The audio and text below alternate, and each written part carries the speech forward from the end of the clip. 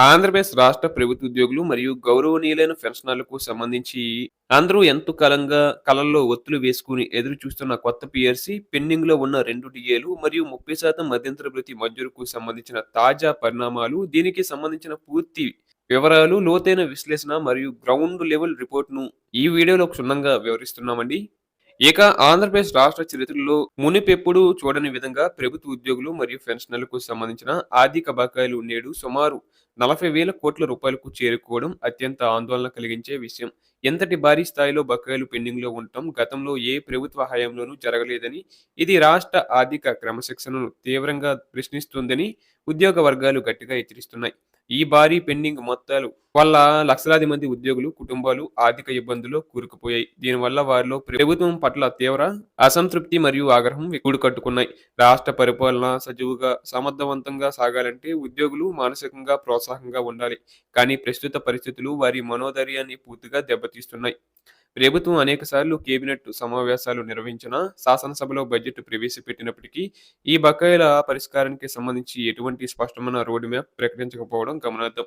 అసెంబ్లీలో పెద్ద పెద్ద రాజకీయ చర్చలు జరుగుతున్నా, ఉద్యోగుల ఆకలి కేకలు మరియు ఆర్థిక సమస్యల ప్రస్తావన రాకపోవడం వారిని మరింత నిరాశకు గురిచేస్తుంది. రాష్ట్రంలోని ఉద్యోగులు మరియు పెన్షనర్లు తమ న్యాయమైన హక్కుల కోసం నిరంతరం పోరాడుతూనే ఉన్నారు. ముఖ్యంగా ఆకాశాన్ని తాకుతున్న ధరలకు అనుగుణంగా తమ జీతాలు పెంచాలని, గతంలో నిలిపివేసిన కరువు భత్యం బకాయిలను వెంటనే మంజూరు చేయాలని వారు డిమాండ్ చేస్తున్నారు. మనకు 2018 సంవత్సరం నుండి కూడా డిఏ అరియర్స్ రావాల్సి ఉంది. సుమారు 10 డిఏలకు సంబంధించిన లెక్కలు పెండింగ్‌లో ఉన్నాయి. ఇక కొత్త వేతన సవరణ సంఘం అంటే 12వ పిఆర్సీ నివేదిక వచ్చే వరకు కనీసం 30% మధ్యంతర భృతి ప్రకటించాలని ఎన్నోసార్లు విజ్ఞప్తులు చేశారు. ఈ పిఆర్సీ కమిషన్ ఏర్పాటులో జరుగుతున్న జాప్యం ఉద్యోగుల భవిష్యత్తును అంధకారంలోకి నెడుతుంది. ప్రభుత్వం స్పందించకపోవడంతో విసిగిపోయిన ఉద్యోగ సంఘాలు ఇక లాభం లేదని భావించి సమ్మె బాట పట్టక తప్పదని ఇప్పటికే అల్టిమేటం జారీ చేశారు.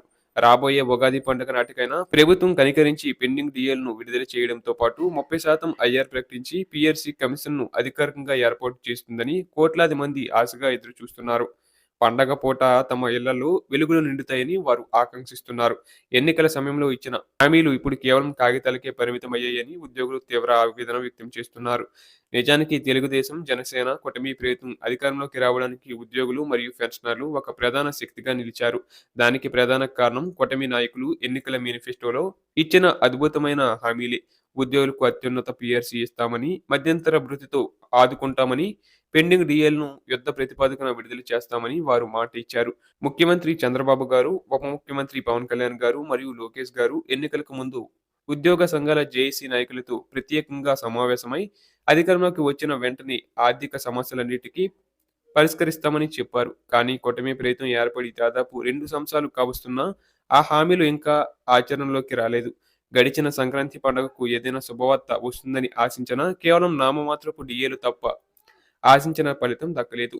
ఇది వారిలో తీవ్ర అసహనాన్ని కలిగిస్తుంది.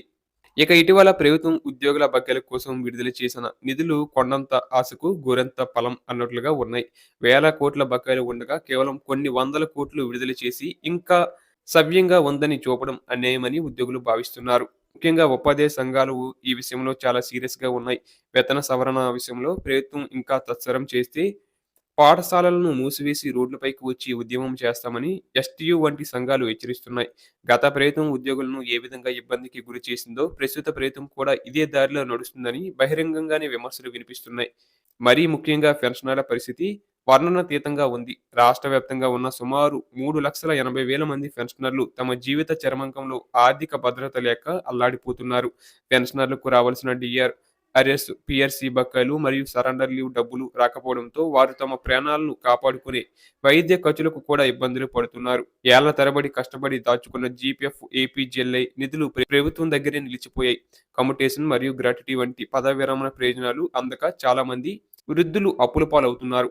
అలాగే మెడికల్ రీయింబర్స్‌మెంట్ బిల్లులు సకాలంలో చెల్లించకపోవడం వల్ల వృద్ధాప్యంలో సరైన వైద్యం అందక నరకయాతన పడుతున్నారు. సిపిఎస్ బకాయిల విషయంలో కూడా స్పష్టత కరువైంది. ప్రభుత్వం ఈ బకాయిలన్నిటినీ ఒకేసారి కాకపోయినా కనీసం ప్రాధాన్యత క్రమంలో ఎప్పుడు చెల్లిస్తుందో ఒక శ్వేతపత్రం విడుదల చేయాలని పెన్షనర్ల సంఘాలు డిమాండ్ చేస్తున్నాయి.